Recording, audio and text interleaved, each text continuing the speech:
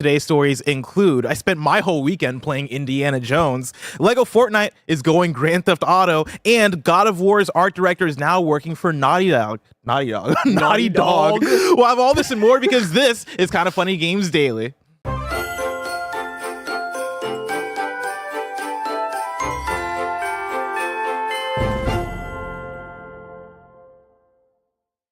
Yo, what's up? Welcome to Kinda Funny Games Daily for Monday, December 9th, 2024. I'm one of your hosts, Blessing Adeoye Jr., and I'm joined by, returning from New York, the engaged one, Roger Bicorni.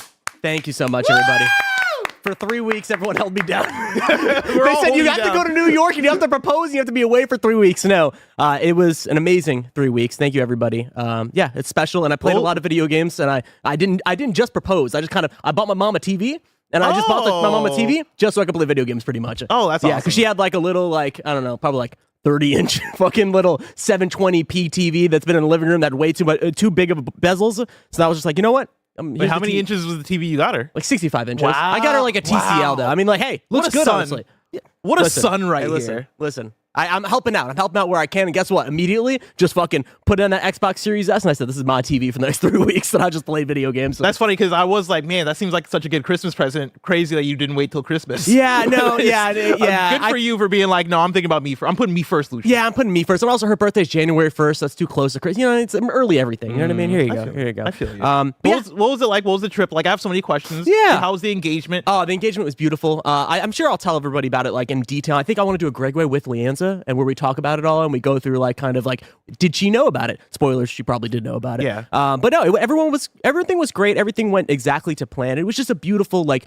3 weeks in New York. I was in the city for a little bit. I was in Long Island. I played Top Golf Sonic. I know, I saw that. Dude. I saw that. Fucking so fun. Top Golf is the fucking spot. And I'd say this, even though I went to the Top Golf launch event for Sonic the Hedgehog, didn't really play Top Golf there because they were making fun of me. Andy was in the corner just making fun of me. Tim was not doing well, and I didn't want to be like Tim, right? So I was just like... I don't want to be like Tim. I swung once or twice. Did you improve your swing, though, Roger? Yes. My swing is really... I saw your score. You look like you had a good score. Dude, I was fucking banging those balls, bro. I don't know I don't know if that's what they call them, but like I was banging those balls. Banging those balls? That's exactly what they say. That's what they say in Tiger Woods. Bang. Yeah. I was hurting my ankles. Not my ankles, my wrists. Yeah. That's the wrist. Yeah. That's the wrist. They That's say the ankle for your hand. I was going to say, they say the wrist is like ankles, but for the upper torso area. I was hurting it, but like that means I was doing good, right? So I was playing that. Also, a little snow. Just a little bit of snow. Just a nice... Dude, I miss the snow so much. a little bit. I've been in the Christmas spirit this year. I'm in the anti-Christmas spirit. No. I'm like becoming a Grinch now. I don't know why. I don't know what's happening. I mean, one of the songs... So I've been working on a Christmas playlist this morning. It's called A Very Baller Christmas, where I look for the Christmas bops of the modern age. I love that. I got the Chance the Rapper songs on You got there. the Run the Jewel song? Can you send that to me? No, I don't have the Run the Jewel song. First album. I got Christmas in Harlem on there. I got the Sabrina Carpenter songs on there. I just added it in the Ariana Grande song. You know, she has a Christmas song. Sabrina? No, Ariana Grande. Oh. She has a Christmas song. Well, Sabrina does also. But really? She has the whole EP. Did you not see the fucking Sabrina Carpenter Christmas special? I saw like the poster. Roger. Oh man, it's just banger after banger. Yeah. Fucking Cindy Lou Who brings me to tears every single time. This is a Netflix thing, right? Well, this is the EP she released like a year ago. Okay. But the Netflix thing is new, and it's like it's a special that she did where she brings in guests. She sings songs from her EP, but then she does like Christmas duets with a bunch of people. Like, oh god, including Kali Uchis is on there. She got Chaperone on there. Oh, really? Oh yeah. Oh shit. Oh yeah. Fuck, I gotta listen You should to watch this, actually. this. It's fantastic. I gotta watch this. I forget what I was driving to. Oh, we're talking about. I was making a playlist this morning because I'm in the Christmas spirit. And when I tell you that like the only thing missing from Christmas for me right now is the snow. I used to hate snow growing up because snow meant that I was shoveling the driveways. But now you walk away from it and you're like, oh shit, yeah, I can shovel a few driveways. And it's been like 8 years, 9 years, I guess. Yeah, like 9 years since I lived in Illinois, and I miss the snow so much. Dude, not related to snow, but I raked a bunch of leaves. And like my mom's backyard was just full of just like leaves, and I was like, let me just rake them. Oh my god, what a beautiful feeling! What a beautiful feeling! Yeah. Just like it's just cold. You're wearing your mittens. I was like, oh, this is so nice. This is so nice. Yeah, yeah. But yeah, that sounds like an awesome trip. Yeah, and I played a lot of games. Yeah. Give me the one, Barrett. Give him the one. I've been playing one game that's got my heart. One game that I can't believe is probably going to be on my Game of the Year list. Metaphor ReFantasia. Yeah! Wow.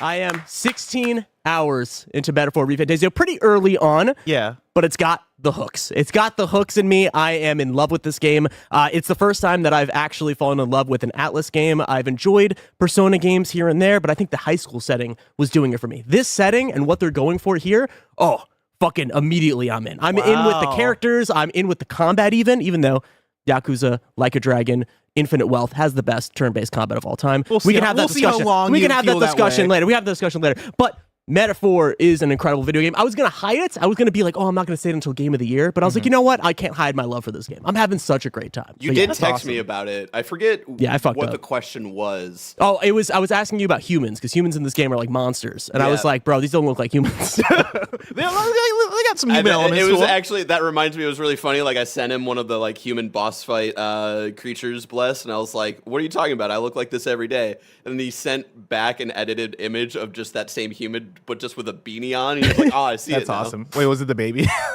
God damn it, no. It was the like really weird one that you fight with Stroll at the very beginning. Yeah. Gotcha. But I'm having a great time. So like I booted that up on the big TV, and I had a good time with that. So booted up Indiana Jones, which we'll talk about in a second. Yep. And also, I was lying to you earlier. I have been playing Rise of the Golden Idol. I played it. I started playing it last night, and you know what I did, which is weird enough, because I was with Leanne, we're sitting next to her. She wasn't watching me play. She was just doing her other things. Yeah. And I was like, you know what? I don't want to put on my headphones. I want to talk to her. I'm going to put on smooth jazz.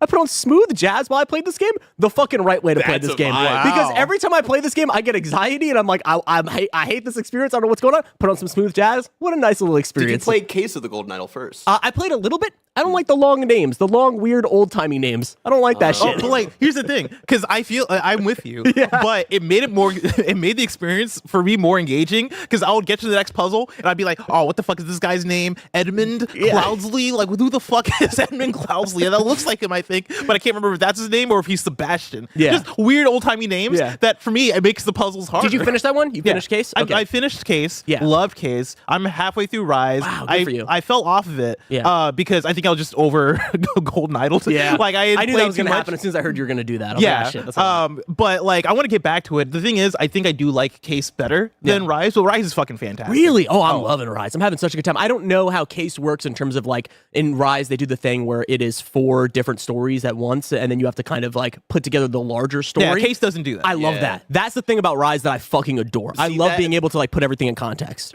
To not like get too into like spoiler stuff, because like all of the story of both of these games is kind of like the mechanics of the game as well, of like putting names and story events together.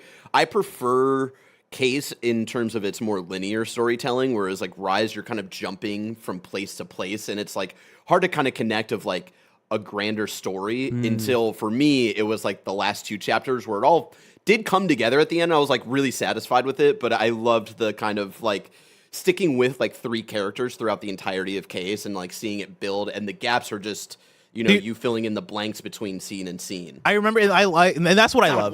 Because Rise, I think, does a good job of being like, hey, here's like you have to put together the recap of everything that just happened, and like as you're going, you can kind of keep up. Whereas Case, there are certain things I missed until the last mission where I was like, wait a second, is this person this person? I told Barrett, and Barrett's like, you didn't know that person ended up being that person? And I'm like, no, because the game doesn't spoon feed it to you whatsoever. And not that Rise does, but they make sure that you know. I'm so impressed, and this maybe sounds so lame, but like I'm so impressed with the way that they build these word puzzles, right? With like they give you just enough to always keep going, right? Like when you have a moment where you're like, I don't know what the fuck is going on with this guy. Maybe he's over here. I don't know. You start doing the other thing where it's like, now you put the characters together, or you put like I did one where it's in a jail cell. It's in a jail. You have to put together all these people in the cells, and it's like, that actually sparks something for the other part of this, right? Like they always have this momentum, this pacing, which is so interesting. Like it's so hard to create pacing, I feel like, in a game like this where you don't have a 3D world. You're just kind of clicking around. Like you can kind of do it at any pace, but they have a great, they build in such We're going to talk about something this episode, and that is environmental storytelling. Because I think Rise and Case are both really great examples of environmental storytelling,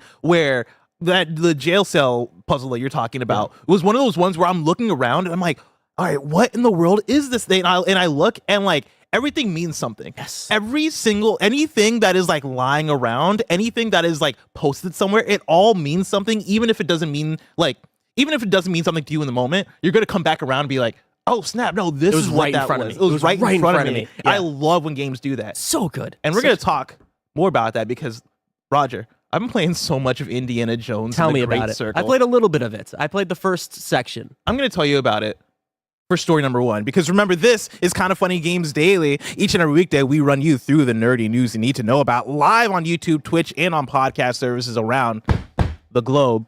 If you love what we do, support us with the Kind of Funny membership on Patreon or on YouTube to get all of our shows ad-free, watch us record them live, and get a daily exclusive show. For a chance to be a part of the show, submit your thoughts and opinions as YouTube Super Chats as we go.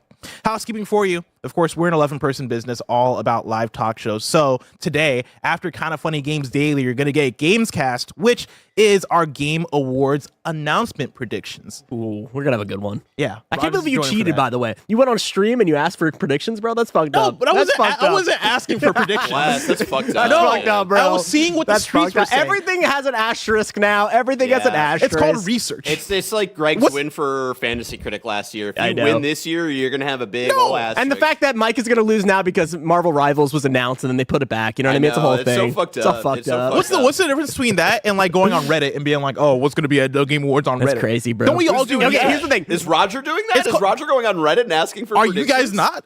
My bad for self-report. My bad for trying. My bad for doing research, everybody, and seeing what's out there. Now I need you to promise me all of these predictions, not one of them came directly from the chat. Well, no, here's the thing. No, because let's be real. These Kind of Funny fans, they don't know what the fuck they're talking about. I had somebody in my chat last night be like, "Oh, Bloodborne 2 is a given." No, I'm not taking these guys' suggestions. It's a given. It's a fucking given, bro. Absolutely not. It's a given, homie. Of course, after GamesCast is going to be the stream, and that's going to be Mike and Nick playing what, Roger? Indiana Jones. They are playing Indiana Jones. For some reason, I just wrote down Mike and Nick, and I didn't write down I thought you were like testing me, trying to make sure I'm up. I don't know why I'm typing it now. I guess we already got it out don't there. worry Yeah, about they're playing Indiana Delete Jones. If you're a Kind of Funny member, you can get today's Gregway, which is Greg talking about what it's like being the most controversial game reviewer of 2024. And then you can also get the Kind of Funny podcast this afternoon and tomorrow on YouTube and podcast services. Thank you to our Patreon producers, Delaney Twining and Carl Jacobs. Today we're brought to you by Imperial and Aura Frames, but we'll tell you about that later. For now, let's begin with what is, and forever will be, the Roper Report. It's time for some news. We have 6 stories today. Give it to me, Roger. Baker's dozen. We're back. I felt it in my soul. Thank you for telling me to do that. I wanted to do it too. Starting with our number 1. Roger. Hi. I spent all weekend playing Indiana Jones in the Great Circle. What are you playing it on PC, Xbox? I'm playing it on Xbox. Oh, booted up the Xbox for the first time in the year. Booted up the... hey, I played Hellblade 2. I saw my Xbox Wrapped, and this really was the year where I was like, damn, like... I might need to throw this thing out.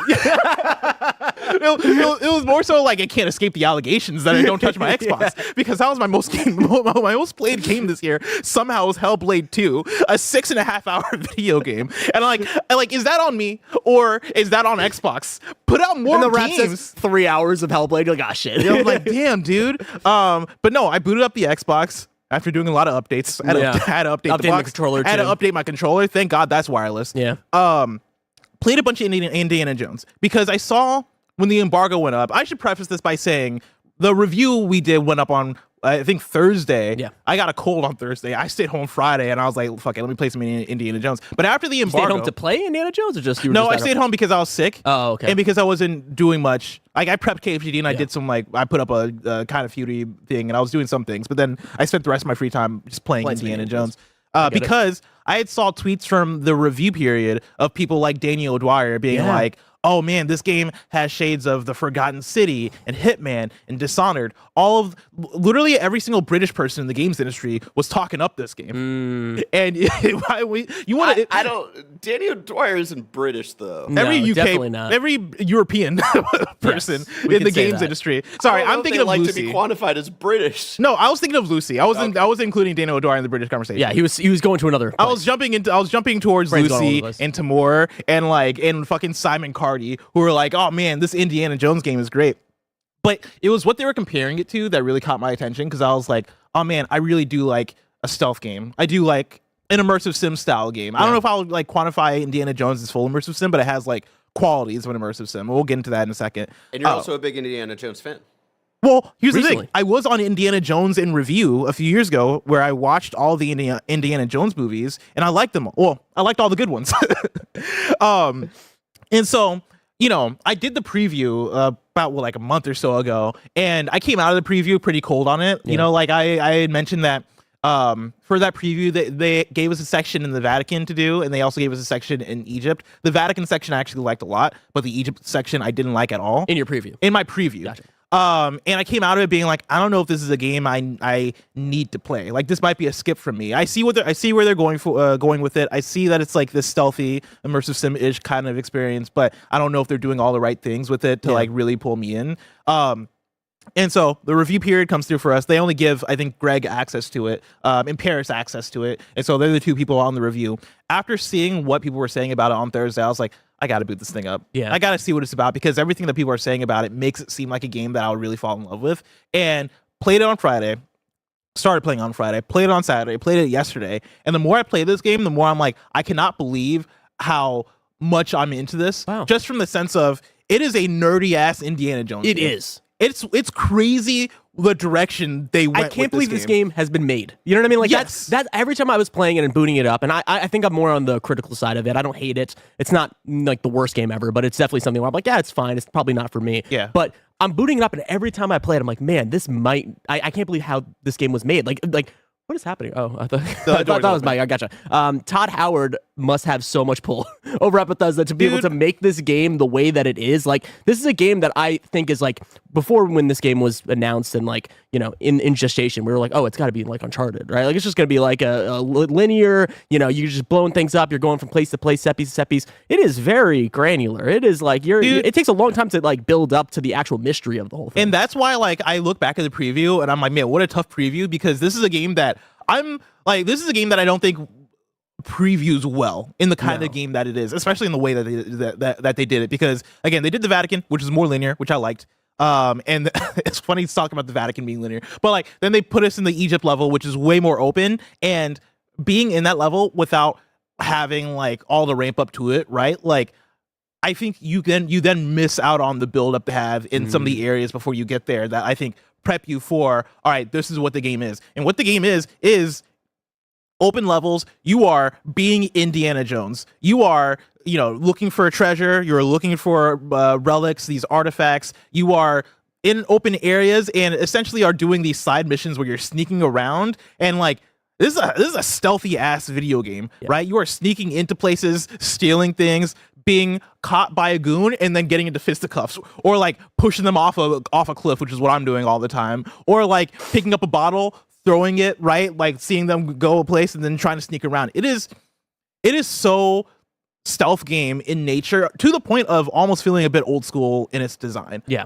I didn't listen to the kind of funny review of it just because I've not gotten around to it, right? And like, I'm sure that many of the things that Paris and Greg say about it, I probably echo in terms of the things that I think this game does that might be a bit unintuitive, or might be a bit like not as refined to be like engaging to the average player. Like, there's a lot of stuff that feels like oh man, yeah, there is what's the word I'm looking for? I guess barriers, right? There are things here that feel a bit, oh man, you have to be into it. But I think once you surrender yourself to this game a bit, the magic starts to happen where you come across a side quest and it is, oh yeah, you're going to go chase after this thing. Oh, I'm in like this old tomb. I'm going to chase down. Oh, let me open up this door by like pushing a lever. Oh, now I'm in front of a trial that I have to do. And now I am really doing Indiana Jones shit of using my whip to like, hit a lever, or using my whip to like swing across a thing.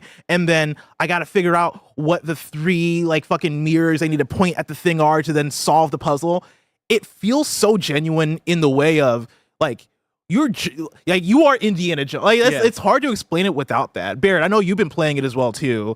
Yeah, I'm 10 hours in. Like, I couldn't stop playing yesterday. Like, once I sat down, I'm a little bit past the Egypt section, and yeah, I definitely see the criticisms. And I think if this was, you made a great point when we were texting over the weekend, Bless. Like, if this was any other IP, if this wasn't Indiana Jones, I think I would be a bit harder on it. And I think that's purely because of, in terms of like immersive sim kind of gameplay and level design. If this was a Dishonored game, I would definitely be a little bit like let down by it in terms of level design and gameplay, right? But I think the kind of more not basic, but more like kind of like watered down version of level design compared to an Arcane game, and the kind of like goofy but simple stealth and action fit the tone of Indiana Jones so well. That plus the archaeology stuff of like you solving puzzles and getting past trials, or just like finding random shit in the world and like having that moment where Indy kind of puts together of like, oh, this is important because of this, and like him just like kind of finding things. I think it all kind of works very well. It reminds me of Star Wars Jedi Fallen Order, where it's taking inspirations from kind of a few different genres and mixing it all together to make something that feels inherently, I think, genuine to the franchise. I do think in terms of story, the immersive sim style of gameplay where you're getting into these open zones and kind of slowing down because it's so stealth heavy and stuff, I do think that makes for an interesting like story pace for sure. But I don't care because I'm just like enjoying like going into like Nazi camps and like fucking taking them all out. And then if I get caught, I get into like a goofy fight, which feels genuinely Indiana because a lot of the action there is goofy and silly and kind of basic. I'm really digging the story. The villain this time around, I think is really fascinating. And like shout out to Troy. Like I can hear the Troyisms every once in a while, but that man is just impressively Indiana Jones. Yeah, it's wild. Yeah, no, it's. I was talking to Leanne's about it because she was listening to. She's like, he does a great impression. I'm like, I almost don't want to say impression because he is so fucking good at it, but like, it is an impression, right? Like, it is a perfect impression, though. It's pitch perfect. It's funny because it's so spot on that like sometimes I have my criticisms of the performance, but it's almost like my criticisms are more so aimed at Harrison Ford more than they are at Troy Baker. Honestly, when in the intro section, which I won't spoil, I mean, you probably have seen it everywhere, but like it's mirroring one of the movies, right? And I'm like, and he said something in one of the parts. I was like, oh, that sounds. I was like, oh, it's just the movie. Like that's just how it is. Yeah, like, and that's the thing is like I'm here like, man, I feel like Harrison Ford could give more to the role, and I'm like, wait a second, this is Troy Baker. Yeah, this is Troy Baker playing Harrison Ford. Yeah, and it's so funny because he nails Harrison Ford so well to the point where I'm like, damn, like this really is fucking Indiana Jones right here. Sorry, just because I had this thought last night where there was another moment where I was like, damn, he's so good. It's just, I hope Lucasfilm takes away from this of like their television and movie stuff. Maybe you can recast people instead of, I mean, they did it with another Harrison Ford character. We did it on pass. I'm just saying. But so far, I just wanted to give like a score so far. I would give this an 8. I think this is a great game. Yeah, if I was to give it, like, I'm about 11, 12 hours in. I'm still in like the Egypt area, so I don't know how far that is like in the game. I don't think it's that far, but I'm also around an 8 if I had to give it a score. Yeah. I'm a few hours into it.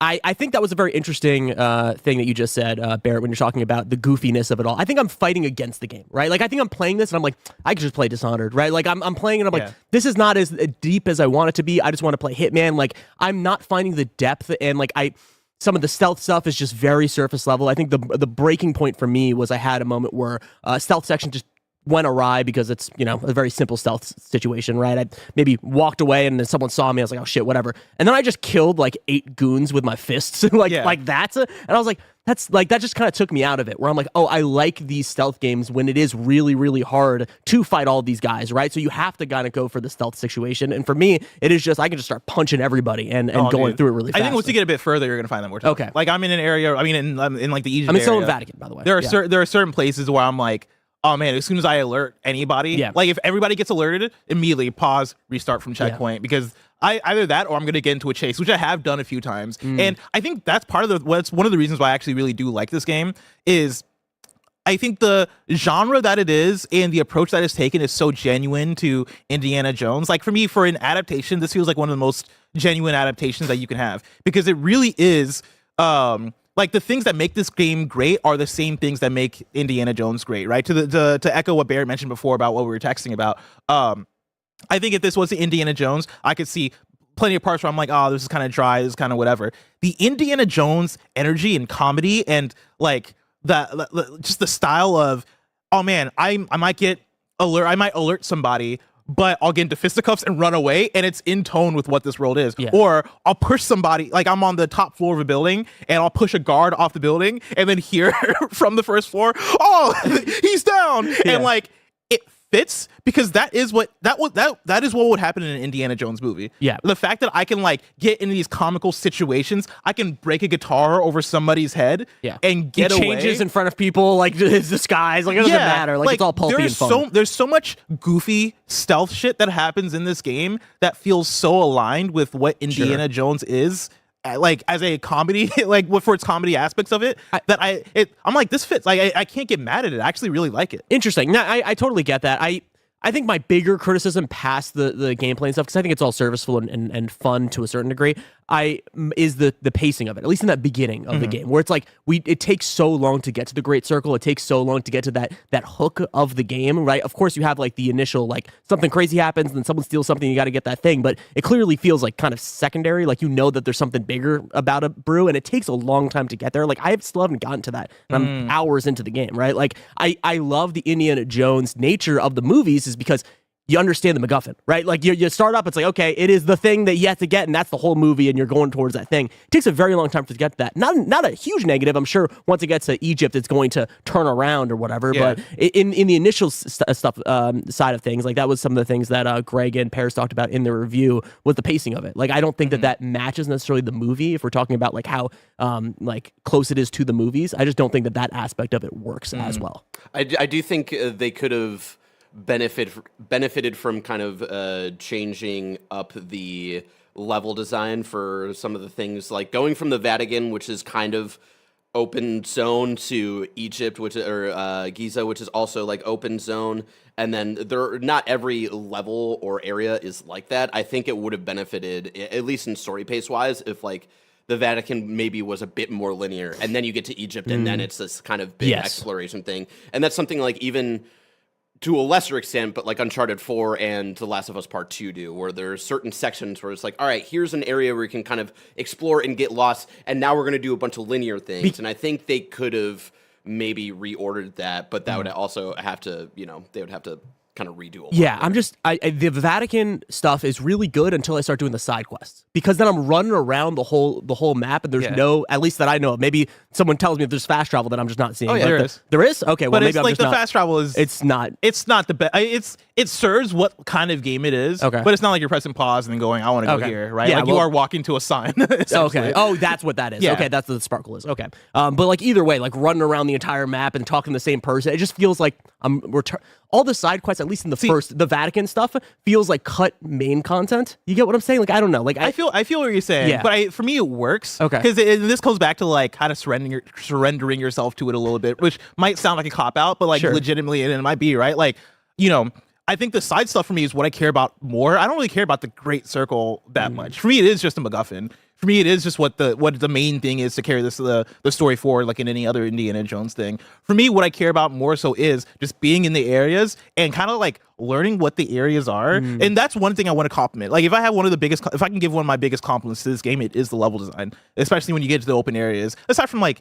the Egypt open area we can talk about, because there are moments of great level design there, but there's also parts of that I don't like. Being in the Vatican and like knowing that I have to go here and being in that world for a while, because I spent maybe like 10 hours in the Vatican. Yeah.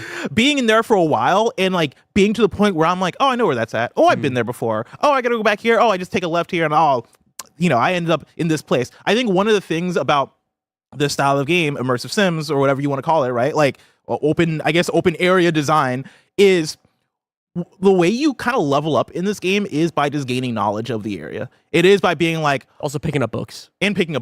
But it really is like, oh, I got to get to this place. Well, I know that if I go here, I can climb up this thing and then go through this window. And I've stealthed around here enough to know that there's going to be a guard here. So I'm just going to go this way. That's my favorite part, is being able to see like 3 guards at the door. And then you're like, okay, well, there has to be something. You look up, and like, there's a window. How do I get to that window? Design. That's my immersive sim level design, baby. That's my shit, right? That is where this game clicks for me. I had a mission yesterday where I had to find a relic and I was in basically a restricted area that I was not supposed to be in, and I am like in a 3-story building, and I keep looking around. I'm like, where is this thing? And there are like 3 guards in this other big room, and I'm like, I gotta take out these guards because I think the thing I need is in this locked room. So one of these guards is gonna have a fucking key. Yeah. And for maybe about 20 minutes, I am taking out these guards systematically. I am waiting for bananas in the corner. It really is like I have like a fucking broom, and I'm waiting for one to walk up, and I like like one of them is upstairs and he's alone, so I like walk up behind him, hit him on the head with a broom, and then he falls over the rail down to the first floor, and I'm like, oh shit, like I hope nobody sees him. And thank God nobody sees him. Yeah. But I'm like, fuck, now I got to take out the other 2 guys before they walk over and see this guy. And I do it, and I look around, no key. And I'm like, fuck, where's the key? And I just cannot find this key to save my life. And I'm like, there must be another way to get into this room. And I go outside, I look around, and I see like a little thing where I can like attach my whip to so I can swing around and get into a window. And that is my shit. Yeah. That is some fucking good ass level design. The fact that if I wanted to, I really could just search for this key. I could knock out every single guard until I find it. Or I can like really look around because there is going to be a second option. There is going to be maybe a third option to get into that room. For me, that's good ass level design, and that's part of what makes these types of games great. Yeah. The one thing I will say I think on the immersive sim aspect of it, and why like I don't know if I would say this is a full immersive sim, and why like maybe this is a thing that brings it down a bit, is immersive sims are all about systems.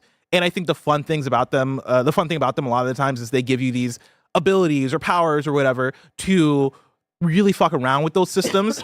And when I think of Dishonored, right, you have like the blink, you can troll people, you can do all this shit. Yeah. When I think of Deus Ex, you have all these different things that you can do to really manipulate the systems. Indiana Jones is just a dude, and the abilities that I'm getting are like, hey, here's more health, here's more stamina. You can pull your whip harder. You can, like it's stuff to make the abilities you already have a little bit stronger, but it's not like you are building toward a version of your character that like can operate in a unique way in this world. And I think that's kind of one of the things that is missing, but I also don't know how they would do it. Give them hover boots. At the end of the day, you're still Indiana Jones. They can't make you a superhero. Yeah.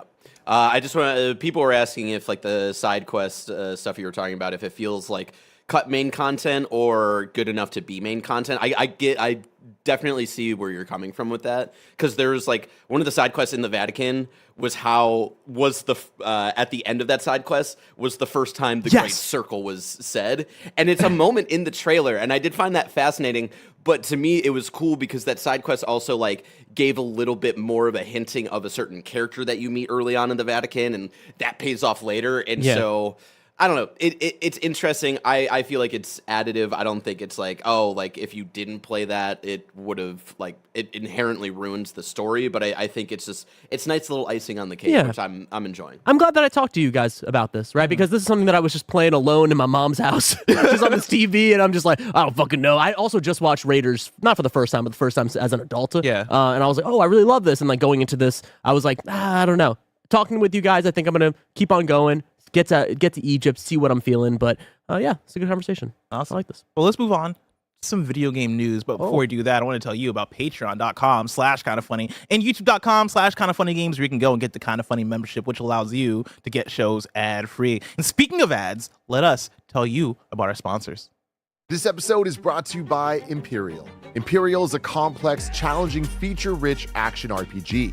In a far-flung corner of the galaxy, an expedition arrives on a hitherto unexplored planet to find a colossal monolith built by a lost civilization. There are no more ruins. The monolith is filled with danger, and the expedition is ill-equipped to unearth the secrets within. All eyes turn towards an elite mercenary who may succeed where all others have failed. Venture inside the monolith and face the automatons that yet remain, remnants of the impossibly ancient civilization that built this unknowable structure. Survive and uncover revelations that transform our understanding of humanity itself. Imperial features a memorable cast of characters with personal quest lines and multiple endings for each one. Of course, you can unlock new abilities to personalize your playstyle and upgrade and modify the loot that you find. Your only hope of victory lies in mastering a unique and complex combat system. So get on it.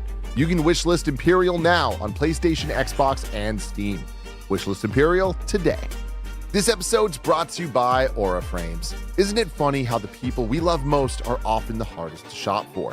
Luckily, there's one gift that everyone on your list is sure to enjoy, an Aura digital picture frame. Aura frames make it incredibly easy to share unlimited photos and videos directly from your phone to the frame. And when you give an Aura frame as a gift, you can personalize and preload it with a thoughtful message and photos using the Aura app, making it an ideal present for long-distance loved ones. Greg, Kevin, and a ton of people at Kinda Funny are obsessed with their Aura frames. It takes about 2 minutes to set up a frame using the Aura app. That means you'll be able to easily add all the photos of the new memories that you will create this holiday season. Save on the perfect gift by visiting auraframes.com to get $35 off Aura's best-selling Carver matte frames by using promo code KINDAFUNNY at checkout. That's AURA frames.com, promo code KINDAFUNNY. This deal is exclusive to listeners, so get yours now in time for the holidays. Terms and conditions apply. auraframes.com, promo code KINDAFUNNY. And we're back. I want to bring in some super chats for you. DJ Kento says, would love to see KF do a tier list of all people who have played and voiced indie other than Harrison Ford. Oh. There's Doug Lee, George Hall, Sean Patrick Flannery, and more. That's fun. I don't. Where have other people voiced or played Harrison Ford as indie? There's other games. There was that other game. There's other PS2 game. Are there cartoons? Yeah, I guess also like the young indie stuff. Does that count? That was live action though. That was River Phoenix. Rest in peace. When you said that, I was thinking of Young Sheldon or like Young The Rock. I've been thinking about Young Sheldon a lot. I've been talking to my brother about it a lot. There's that new Young Dexter that we're excited about. Oh, dude, that's gonna be the worst show of all time. It looks so bad. I fucking can't wait. Ryan says this game feels like a very well-designed Indiana Jones themed escape room. Sergio Maldonado says, when and where can I get one of those Kinda Funny mugs? Do we still sell these? I don't think so. Oh, yeah. You missed it. It does look like I'm doing an ad because I have 2 of them. Yeah, what are you doing double fisting? I have some tea and I have some coffee. I'm going hard today. And then these other super chats we can get to later. Let's move on to story number 2. A lot of people are like, oh, slow news day, huh? It's not a slow news day. No. I just feel like the most exciting thing to talk about right now is Indiana Jones because it just came out. But I guess for the people that were waiting for it, story number 2, let's talk about Lego Fortnite. That's what you guys are waiting for. Yeah, they're waiting That's for what this. you wanted, chat. People complaining in chat. Oh, slow news day. You want to talk about Lego Fortnite? We're going to fucking do it now. This is what you wanted. This is what you wanted. It's getting a big expansion with a GTA. What did you just freaked them out like that? It's getting a GTA-style role-playing city. This is Andrew Webster at The Verge. LEGO is building something new in Fortnite. A year after LEGO Fortnite launched in a new era inside of the game, one based on the idea that Fortnite is a collection of many game experiences rather than just one battle royale, LEGO is expanding its presence with a new title that sounds reminiscent of Grand Theft Auto 5 role-playing, as well as a rebrand of its core survival game. Oh. First up is a game called Brick Life, which is billed as an all-new social role-play experience. Sounds like a Pusha T album. Brick Life. It really does. Players explore a Lego-fied city location with 31 other people and take on specific jobs like courier, security guard, or sushi chef. Oh, the 3. Yeah, the 3. Top 3. I love those 3. That's like the classes you can pick at the beginning of the game. Like, oh, I guess I'll be a sushi chef. Players can design their own homes and explore locations like a magical school and rooftop club. That's awesome. And there are missions to take on as well. From the sounds of it, Brick Life is a more family-friendly take on the enduring popularity of role-playing servers in GTA 5, and Epic isn't being all that subtle about the connection. Brick Life is launching inside of Fortnite on December 12th, though it won't be available for players in South Korea. As part of the announcement, LEGO Fortnite, the Minecraft-style survival experience that launched last December, is being renamed LEGO Fortnite Odyssey. From now on, LEGO Fortnite will be the name of the hub inside of Fortnite that houses all of the LEGO experiences. Epic and LEGO have been steadily expanding their partnership over the last year, launching new games and also letting Fortnite players build their own LEGO games. Man, this is really interesting. I mean, it makes a lot of sense. I mean, that's cool. I don't know. Is that official? Yeah, this is official. That's the reason why I linked this, Baird, is actually for the tweet, right? Because they weren't subtle about the connection. They say, bricks, here we go again. Bricks. Which is the GTA San Andreas reference. Yeah. Of like, San Andreas. Of, shit, here we go again. No, that's really cool. I mean, I used to be a role-playing guy back in the day with Gmod. So that's where I got my hours in. So this is really dope, and like I'm happy. What is happening right now? Oh shit. They're not doing anything. They're just hanging out. Oh, no, they're just hanging out. They're just hanging out. Oh, never mind. He's coming here. Nah, fuck. What is that? Oh, no. It's going to be a whole thing about my fucking Bengals. No, because I'm with you. I trust you, all right? But sadly, you got a bad dose of the assholes invading Kinda Funny Games Daily right now, Raj, all right? So you brought bagels from New York frozen. I'm supposed to just put it in for 30 seconds, then take it out, Make sure that then cut it, and then toast it, and then everything's great. Yeah. Nick over here, LA boy, Inland Empire, he says that's tell nothing. me that these frozen bagels coming all the way from the East Coast are going to be good after 30 seconds in the microwave? I mean, 30 seconds at a time, I wrote. But yeah, I think you're going to have a great time. You're going to eat anything. I know you. You've eaten 3-day-old bagels with me.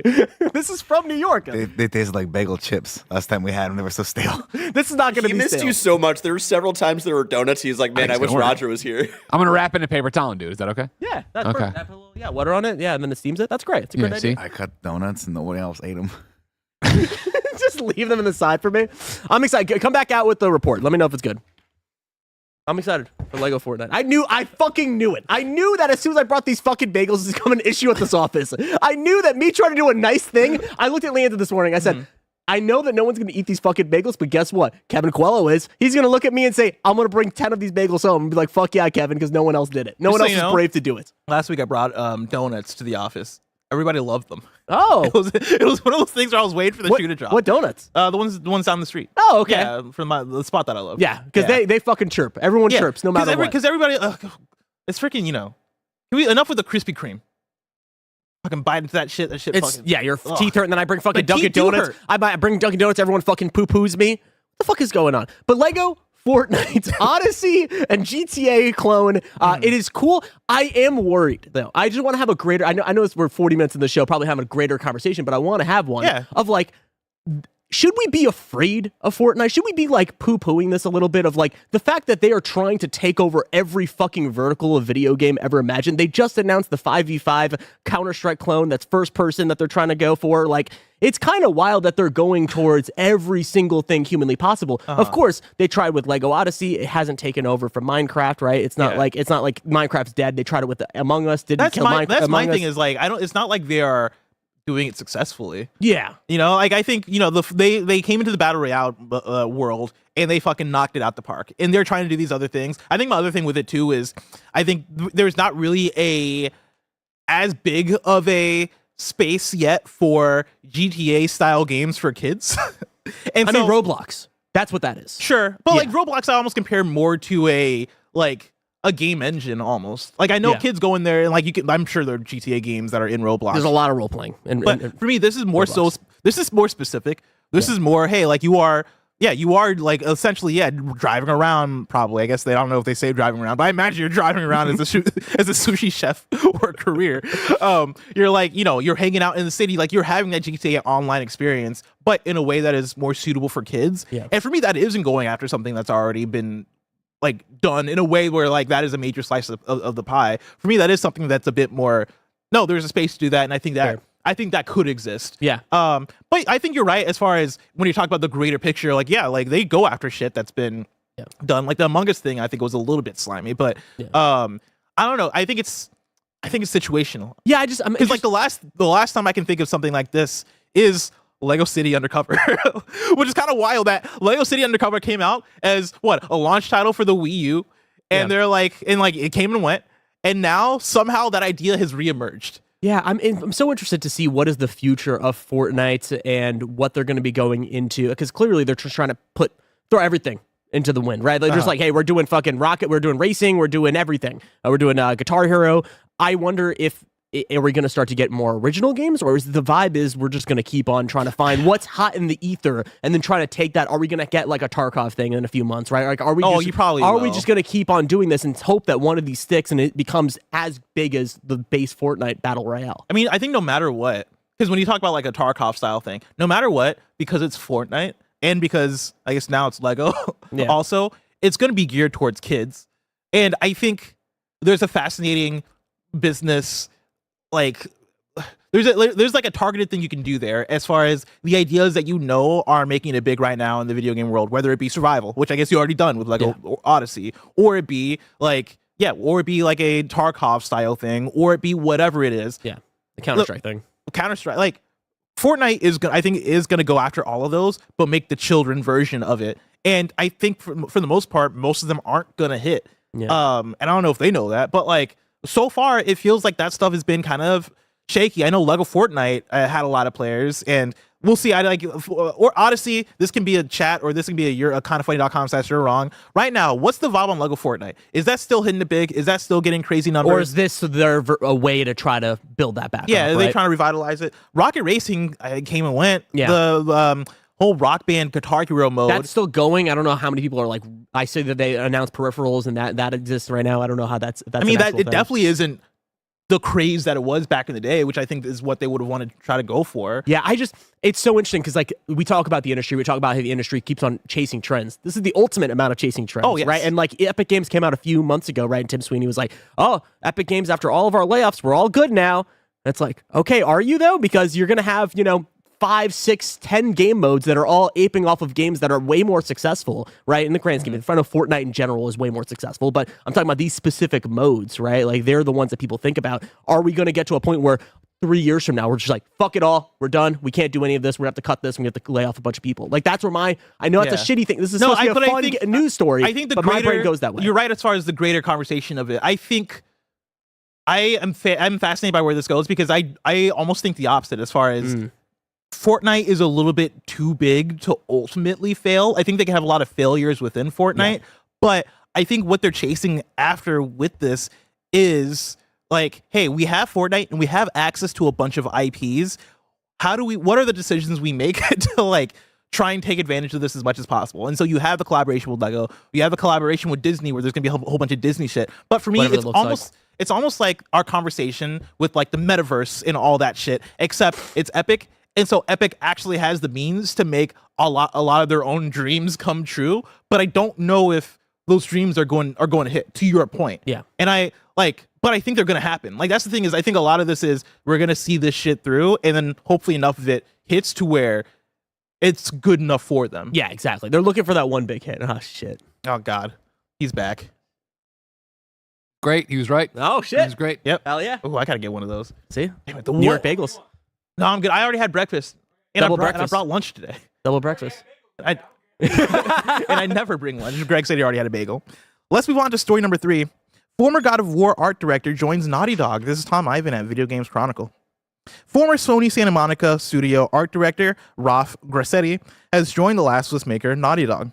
Grassetti served as the principal art director on 2018's God of War and as art director on God of War Ragnarok during a 10-year spell at Santa Monica studio. He left Sony last year to lead the art department of a now-defunct Netflix studio, where he was working alongside the likes of ex-Overwatch executive producer Chaco Sonny and Halo veteran Joseph Staten on an original multi-platform AAA game until his recent closure.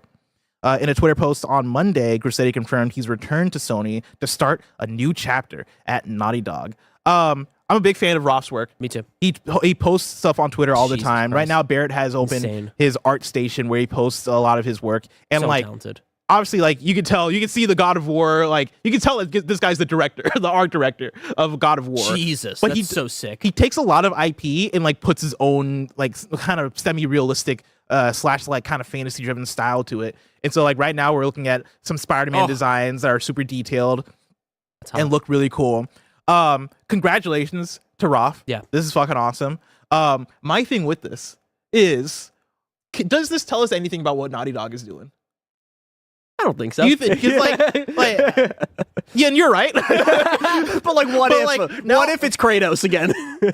No, I mean, but like, what if they are going for an art style that is a bit more on that side of things, right? Like all the stuff he makes seems to have like this gritty kind of like muscular. But he is that was a lot of, I think his art station shows off a lot of his fan art, quote unquote, right? Like he has a lot of original stuff that is different. Like he goes through the gambit. I mean, I know we poo-poo, which we should, NFTs, but he was big in the NFT scene and he had a lot of insane stuff, making a fuck ton of money, by the way. Like this guy's doing it for the love of the game now. Like he can retire off the NFTs he was selling, but man like has probably more money than Neil Druckmann.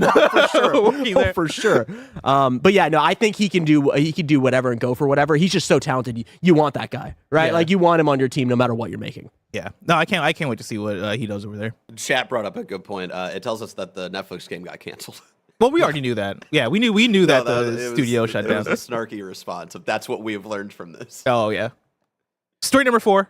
We got some new trailers confirmed for the Game Awards. Both of them 2K games. We got Mafia and we got Borderlands. Both of them were put up. We shouldn't see these on your predictions, Bless. I'm just saying. Well, me and Roger looked at each other this morning because I saw both of these. And I was like, well, fuck, I got to delete these from my predictions because I definitely had Mafia. I'm excited though. And I had Borderlands. Well, I guess if you do a Mafia prediction, it would have to be like, when's the release date? When is it? Stuff like that. Yeah. I'm excited, man. You excited? I'm excited for Mafia specifically because we were talking about this earlier of like what our predictions were going to be. My prediction was going to be that they were going to show Mafia and they weren't going to show Borderlands. Because I felt like 2K Games was going to try to get the moment for Mafia and then have the moment for Borderlands later in the year or later into next year in the summer for Summer Game Fest. But the fact that they're putting this together, it shows to me that they're like, hey, these games are different enough. No, it doesn't really matter. Like we're not trying. We can show them off at the same time because they are so different. They have different fan bases. But then too, like 2K. I mean, fucking, we just got to get this out right now. Get people excited about this because fucking GTA is going to happen eventually, right? Like that is all within the same umbrella for them. So yeah, that's cool. What I'm very fascinated about. This should be a conversation for GamesCast after this because I think we're going to have a Game Awards that has a lot of developers not saying when their game is coming out because they're waiting for GTA to put out their release date before they actually say out loud that we're going to release in fall or whatever it is. Yeah. I think you're going to get release dates or at least release windows for these games specifically, because they are 2K, but also that might be fun if we do because that means that we can go backwards we can be like, you're like, all right, cool. Mafia's coming out in spring. All right, and then GTA 6 gets delayed. Borderlands is coming out in fall. Oh, that means summer for GTA. Yeah, exactly. We have to play them games. Let's freaking go. Summer 2026. Yeah, I like the way you think, Roger. Thanks, man. Roger, it's gonna be big if we get these release dates for both these games. But if I wanted something smaller, say the tiniest news I need to know about, where would I go? You'd go to our last story, the Wii News channel, where we cover all the small news items you need to know about.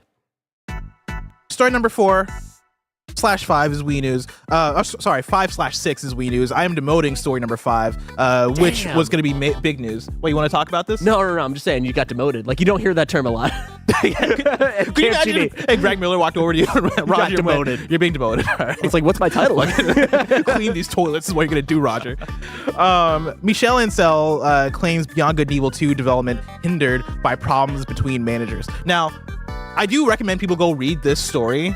It's very fascinating because it is Michelle Ancel kind of putting it out there as far as like, yo, like me, I had a lot of disagreements. Like this is like what the disagreements were between me and the other leads, and this is why Beyond Good and Evil 2 hasn't been able to come together. Very fascinating story. The one I was going to pull from was specifically from Chris Scullion at Video Games Chronicle. And speaking of that, there was a part 2 to this, which is also from Chris Scullion at Video Games Chronicle, which is about Ubisoft's handling of PlayStation exclusive Wild. He was talking about how it was kind of a real scandal. Kind of finally confirmed that the game is canceled. Indeed, I think we knew that, but I think this is like the first like actual, hey, Wild is canceled. Both of these come courtesy from I believe French source Super Pouvoir, which in French, Roger, means superpower. Oh, yeah, pouvoir means I like power that. in French. I actually have never seen Wild. I gotta be honest. Maybe I just have forgotten about this. I was thinking about the PS2 game that was canceled back in the day called BC or some shit. That's what I was thinking about. You've seen Wild.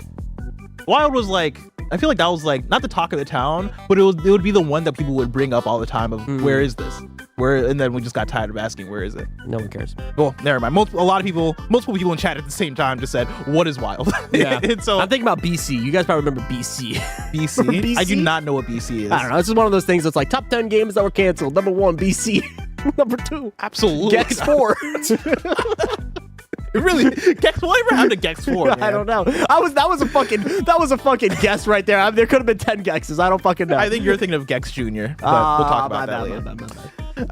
More Wii news for you. Shit, that was canceled. Yeah, great. Gex Jr. was canceled. Bro.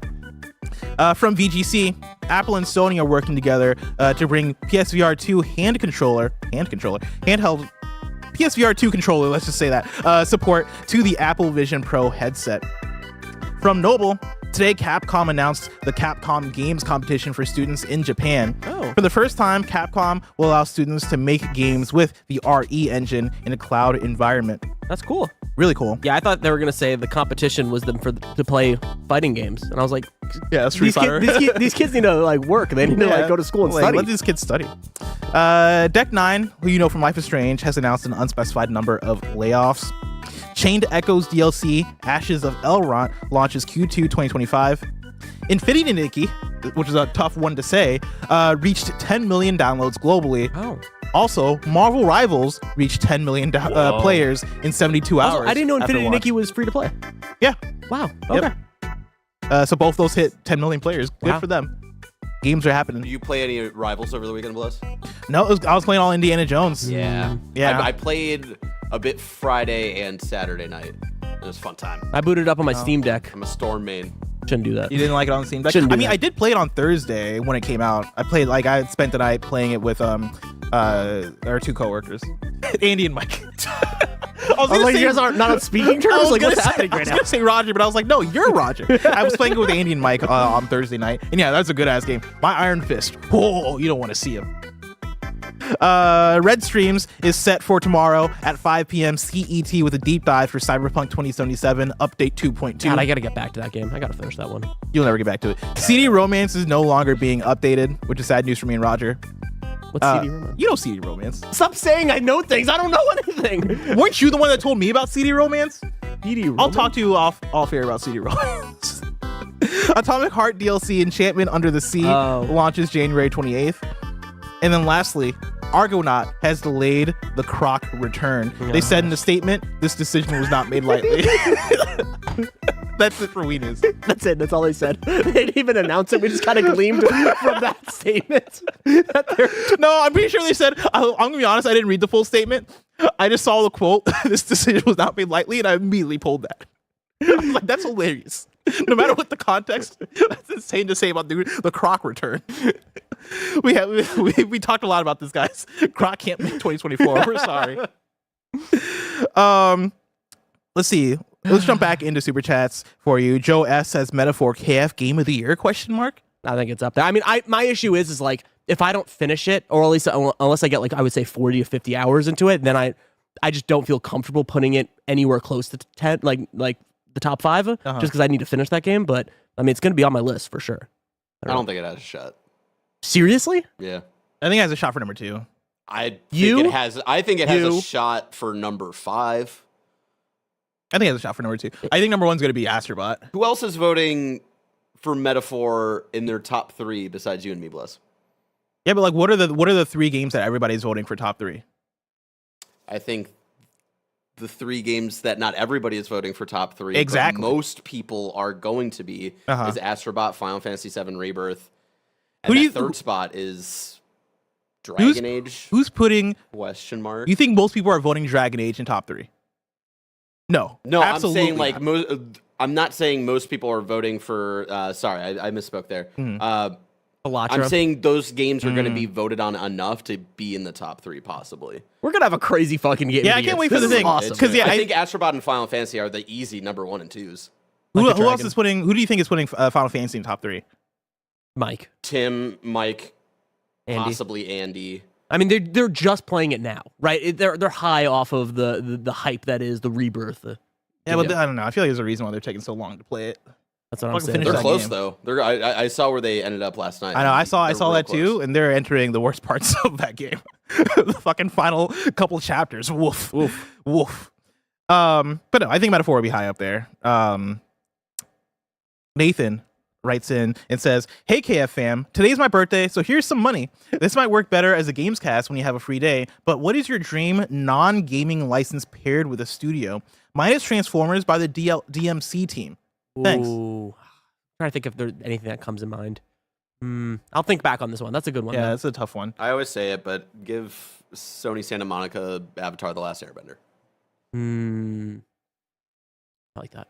Let's see. Clawmaster writes in with 2 more Wii News items. The last character for this is a good one. The last character for Tekken 8 in this season pass will show up at the Game Awards, and Miku is coming to Fortnite. Yes, the Miku. Whoa, wait, what? Miku is coming to Fortnite. Yes, the Hatsune Miku. That's the only Miku I know. Are you fucking serious? How is that not number 1 on the store? What the fuck? Dude, we're gonna have a huge day. This is crazy. We're doing a Miku stream, everybody. You don't care about Miku. Lanza does, so I care. I was gonna say, She's my fiance. I was like, I know you're not the Miku fan here. We got one from Delaney Twining that says, OC Comic Con is this weekend in Ocean City, Maryland. When I say it like that, Maryland. Over 200 booths and panels. There are also 2 days worth of tournaments that include Tekken 8, Street Fighter 6, and Smash Bros. Ultimate. Hit me up if you're attending. Oh. Again, that is from Delaney Twining. And so if you're attending, hit up with Delaney Twining. He doesn't give his contact information here. You can figure it out. He's everywhere. Vava Vui says, what would be a cool gift? That's how you say it. What would be a cool gift that you'd like to pull out of a stocking, gaming related? Also, Roger, you're rocking that mustache, man. Bricked up life. Bricked up life. All I want for Christmas this year are magic, decks, magic packs. Well, specifically, I want pre-constructed decks now. I have too many packs to open. I'm still opening the packs that I have. Yeah. It's actually becoming an issue. But I want the Fallout Commander decks. But also I think I know people who might be getting them for me. So this isn't an alert for everybody to get me the same Commander deck. But what if? But yeah, I want magic stuff. I know that's not I have adjacent. I have a very specific thing. I need an expansion card for my Xbox Series S. I fucking filled that bitch up so hard. I need it, and and I looked it up. It's $200 for 1 terabyte. What the fuck are you doing? Fucking filled that bitch up so hard. I filled that bitch up so hard, bro. I put so many games, bro. Christ. No pause. No pause. Nuts. People are saying pause in the chat. No pause. Content, I put Indiana Jones. I put everything on that bitch. It's crazy. Oh man, watch your mouth. That's crazy. Also, by the way, Hatsune Miku not confirmed for Fortnite. This is just a report from the person that leaks Fortnite stuff that she's coming in 2025. She's not available. Gotta stop riding in with bro. Don't get me excited. Don't get me excited. We'd love to see. Oh, we already did this one. Okay, that's it for super chats. Roger. Hi. You didn't acknowledge my jacket today, or not today. You did today. You didn't acknowledge my jacket on stream. Let's go back. Yeah. Hey, Blessing. Yeah. Your jacket looks really nice. Tell me about it. Yeah. I mean, do you want to know where I got it? Yeah. TikTok, bitch. I got off the TikTok shop. This was the jacket I was talking about last week that I ordered off the TikTok shop, and y'all motherfuckers doubted me. It looks great. Y'all motherfuckers everybody me. complimented you. Everybody. This is my TikTok shop jacket. $40. That's really good. Yeah. That's really fucking good. Actually. Come on. And this is only jacket. Give me the link. I'll wear this the is only same one of two. I'll wear the same one. No, I swear to God, if you find this jacket and wear it, Roger, everybody don't. Everybody, go get this exact same TikTok shop jacket. Don't you and dare. wear it and send photos. We're sending this to Mike. Wait. Wait. Hold on, Roger. I need you to edit this. Okay. Put it in a TikTok. Put the link to the TikTok shop on that TikTok. Do we make money off that? Yes. Oh. That's why do you not see all the TikTok shops? I just did. I just thought that was full on ads for that company. I didn't realize that. Those are creators. Yeah, okay. Those are creators. Wow. I don't know if you need some kind of special, I don't know, thing. It seems like everybody's doing it though. So yeah, we need to make that money. Okay, look in the one and do a full shill. Fully shill for the jacket. Well, no, I think the natural, because everybody does skits is the thing. Everybody makes it natural. Do a skit right now. Roger, do you want to know where I got this jacket from? Yeah, where'd you get that jacket? It looks amazing. I got it from the TikTok shop. Whoa, they have such high quality stuff. And it's not that much. Do you want to know how much it is? Tell me. It has to be $100. No, way lower. It's half that. What? And 50? And I heard TikTok's closing soon. And so the price must be lower. Check out the link below. And scene, everybody. There we go. We did it. That's what we bring to the set. That brought me back to going to see really bad improv. No, but here's the thing. That's what kind of funny is. JG in the chat says this is really good improv. So JG in the chat knows. JG in the chat knows. Thank you, JG. Really good stuff right there. I did want to take improv classes a while ago because I figured it would improve my performance here. Yeah, same. You want to take TikTok class or God, I can't talk. Improv classes together? I do. I actually do. I'm just so scared. I'm just so nervous because I feel like I'm going to be bad, right? Which I will be. Well, I will be too. Yeah. Everybody's bad at the beginning, yes. I mean, I'm always down. This is how we become closer. This is how we become friends. 2025, me and Roger are taking improv classes, and I'm also trying to figure out what I'm going to do with my hair. Oh, it's a separate thing. It's a separate thing. But it's my goal for early 2025. I want to figure out a drastically different hairstyle. Drastically different. Are you thinking about dreads? I mean, I'm thinking about I don't know if my hair Twists? is long enough, but I'm thinking about twists or something like that. Yeah, that'd be sick. That'd be sick. Stay tuned. Kindoffunny.com/you're wrong is where you write and let us know what we got wrong as we got it wrong, so we can correct it for those watching later on YouTube and listening later on podcast services around the globe. Kebabs writes in with breaking news. Kebabs, you gotta wait until we finish because Kebabs writes in and says Croc: The Legend of Gobos remasters and push the Q1. He has more of the, or, sorry, she has more of the statement here that says, to add the final touches to ensure the game meets the high standards that we aspire to and which you, the fans, deserve. That's why they delayed it. It had no formal release date outside of December, we hope. What the fuck is, what's Croc? I'm too scared You don't to know ask. Croc? Don't look at me like this. Don't look at me like I should know what Croc is. Why the fuck should I know what Croc is? I'm assuming he's a crocodile of some sorts. You should know what Croc is. Fuck. Come on. If you're a gamer, you know what Croc is. I'm a fake-ass gamer. Barrett's brought up Croc gameplay. This is the remastered? I mean, it must be. Yeah, This looks kind is of soft. I like it. Yeah, this did not look like this on PlayStation 1, I'll tell you that. Kind of cute. You seem like such a Croc guy. Yeah, but I know you mean that as an insult. We got one more from S'mores and Oreos. As of writing this, Lego Fortnite has about 60,000 players right now. Festival has 9,000 players. All right, that's it for kindoffunny.com/wrong. Roger, this has been an excellent episode of Kind of Funny Games Daily. Thanks for being here with me, and thanks for returning to work. You didn't have to. Yeah, well, you guys sidelined me for 3 weeks, so I'm here. I mean, yes, you we did that. Yes. Yep. We did that. Barrett and Blessing specifically sidelined me and told me I have to go and propose to my girlfriend because she's going to leave me. And guess what? She said yes. She did. And we did it just to annoy Mike. Let me tell you, you're getting an earful this week. Oh, fuck. See, this is good improv. I don't know what y'all talking about. We got good improv here, me and Roger. Yes, and? Of course, this has been Kind of Funny Games Daily. Each and every weekday, we run you through the nerdy news you need to know about live on YouTube, Twitch, and on podcast services around the globe. If you love what we do, support us with the Kind of Funny membership on Patreon or YouTube to get all our shows ad-free, watch us record them live, and get a daily exclusive show. Enjoy the GAMESCAST next, which is going to be our Game Awards predictions and the stream after. But until next time, Game Daily.